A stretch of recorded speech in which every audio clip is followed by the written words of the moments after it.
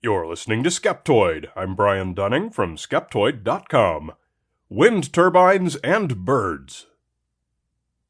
It's well known that birds often crash into buildings, power lines, cars, even rocks and trees, and are often injured or killed.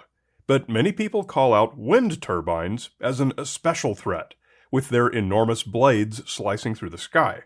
At a time when half the country is calling out for renewable energy to reduce carbon emissions, and the other half searches for arguments against it, the belief that wind turbines pose an unacceptable risk to birds is gaining traction among the general public.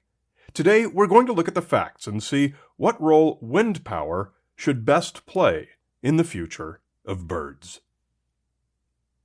Typically, when we hear the debate over wind farms and their impact on bird populations, we assume that the two sides are represented by greedy energy companies in favor of the wind farms, and environmentalists representing the side of the birds.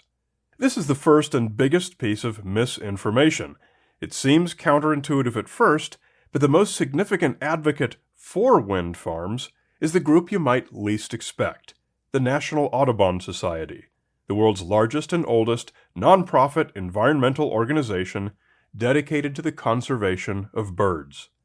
Just to be clear on this point, that may come as a surprise to many people, their official position paper on wind power opens with this no-nonsense sentence.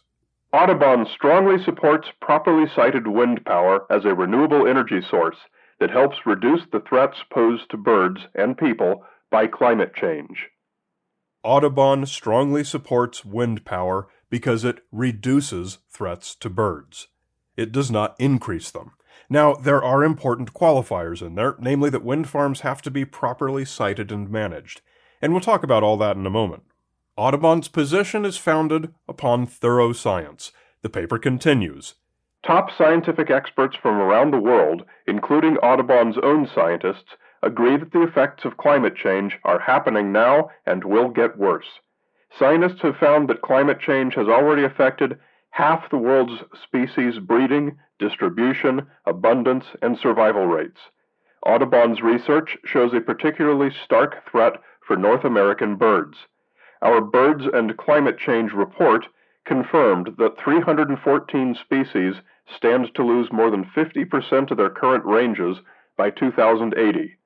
Properly sited wind power is an important part of the strategy to combat climate change.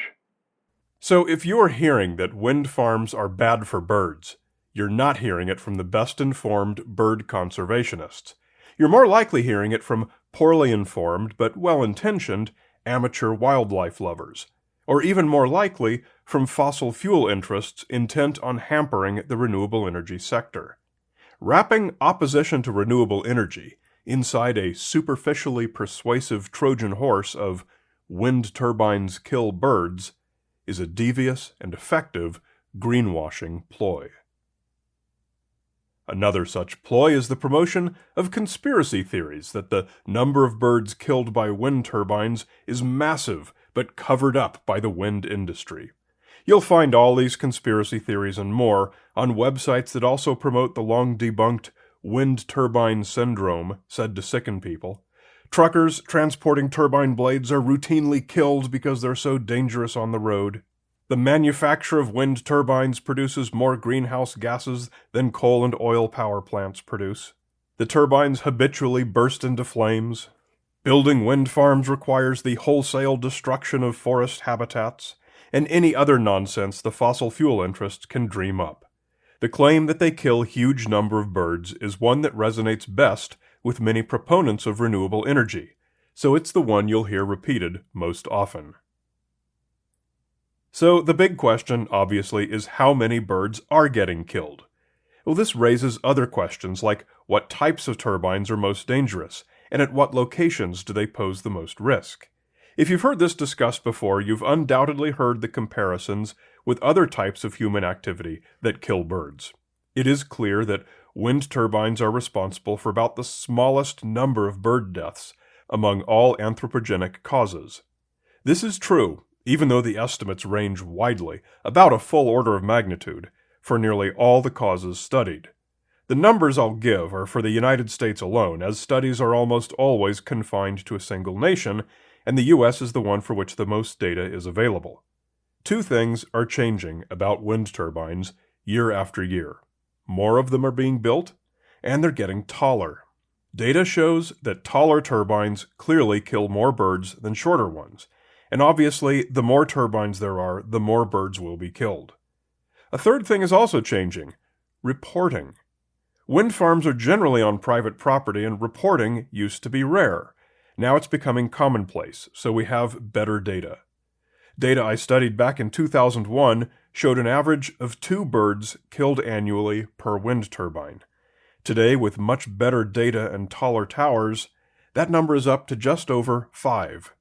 This analysis using 2013 data counting 44,577 turbines with a range of 3.15 to 7.35 birds killed per year per turbine, with a mean of 5.25. So, with about 50,000 wind turbines averaging 5 birds a year apiece, that's 250,000 birds every year. The U.S. Department of Energy has targeted the number of turbines to increase by a factor of 6 by 2050. So we're potentially looking at about 1.4 million birds killed per year. The biggest man-made killer of birds is the humble cat, both domestic and feral, about 100 million of whom live in the United States, kill an estimated 2.4 billion birds each year. That's 24 per cat, or nearly 2,000 times as many as even the DOE's ultimate 6x build-out of wind turbines. Even collisions with building windows, which are the second biggest anthropogenic source of bird deaths, kill about 1 billion per year, many hundreds of times that of even the 6x build-out. The simple fact is that under no outlook will wind turbines ever be a significant contributor to birds killed by anthropogenic impacts. However, for all of these numbers, the vast majority of birds being killed are passerines, basically songbirds, which exist in numbers large enough that no single source threatens their population. Of greater concern are raptors, due to their smaller numbers, their longer lifespan, and their much lower reproductive rates. Any impact to raptor populations is a significant one, from which it's much harder to recover. And due to the difference in flight behavior between passerines and raptors are the ones most at risk from wind turbines. Raptors, particularly California condors, bald eagles, and golden eagles, are where the U.S. Fish and Wildlife Service and other conservation organizations focus their efforts. In the United States, it's illegal for these birds to be killed, and wind farm operators can face steep fines when it happens. In 2013, Duke Energy Renewables was fined $1 million, and in 2014, Pacific Corp Energy was fined $2.5 million for various violations of federal acts resulting from protected bird species killed on their wind farms. Recognizing that it's not possible to avoid all bird deaths, permits can be issued to wind farms, allowing them to legally kill a strictly limited number of protected birds, thus motivating all parties to do everything technology allows to avoid any accidents. For example, the Alta Wind Farm in Tehachapi, California, located in one of the places where rare California condors are most common, is allowed to kill one single condor over its entire 30-year lifespan. So they employ various technologies intended to protect the birds. Most California condors are tagged, and when one approaches Alta, its radio transmission is detected, and a shutdown signal is automatically sent to any turbines in its path, minimizing the risk of harm. A commercially available system called Identiflight uses camera arrays to scan the skies looking for the flight patterns of bald and golden eagles, and when one of those is detected, a similar shutdown signal can be sent. Other experimental systems are in various stages of development or testing.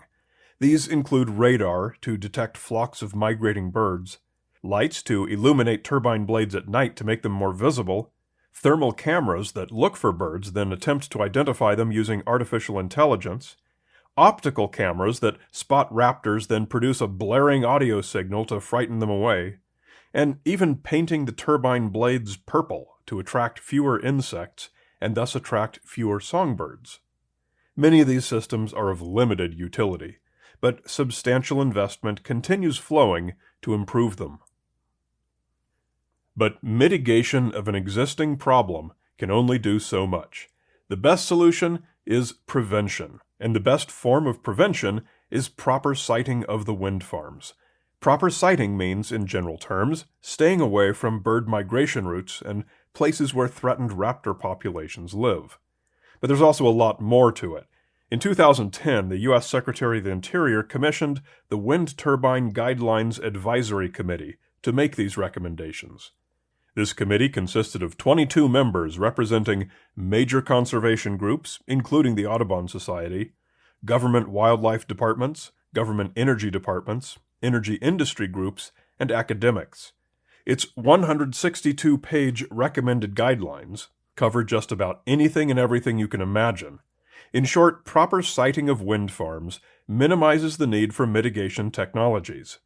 The importance of proper siting is such that in the Audubon Society's position paper giving their strong endorsement of wind power, it's always qualified as properly sited wind power. We already see the impact of proper siting by comparing the bird strike numbers of well-sited existing wind farms to that of poorly sited ones. Passerine deaths can be reasonably expected to be cut in half, and some well-sited farms have never recorded a single condor or eagle casualty. Global warming represents by far the greatest threat to bird populations, and especially to those that are already at risk. But it's hardly the only anthropogenic threat to birds that can be reduced by increased deployment of wind power. Air pollution from oil and coal-fired power plants kills hundreds of thousands of people each year worldwide from lung cancer. There are probably about 50 times as many birds as people, and birds, due to differences in their respiratory systems, are far more susceptible to pollutants, including particulates, carbon monoxide, ozone, sulfur dioxide, and heavy metals. Figures on bird deaths from this are not known, but it's probably within an order of magnitude of 10 million annually. This is another reason the Audubon Society supports wind power. If we replaced all the coal and oil power plants in the world with wind farms, bird deaths from human power generation would be cut by more than 90%. Probably a lot more than 90%. Wind turbines and birds are a perfect example of how statistics can be misused. When we trumpet only the number of bird lives lost, and say nothing about the much greater number of bird lives saved, we are being deceptive and abusing the data. But there's no deception from our premium members like Tim Barnett, Jeff Quickfall, the paleoclimatologist pilot, Dennis Lassiter, and Heather from Vermont. Thanks for making this show possible, especially for students worldwide.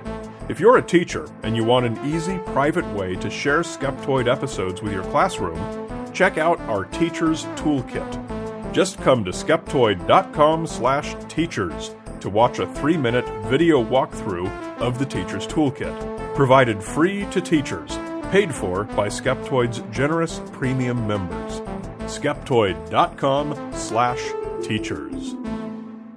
You're listening to Skeptoid, a listener-supported program. I'm Brian Dunning from Skeptoid.com.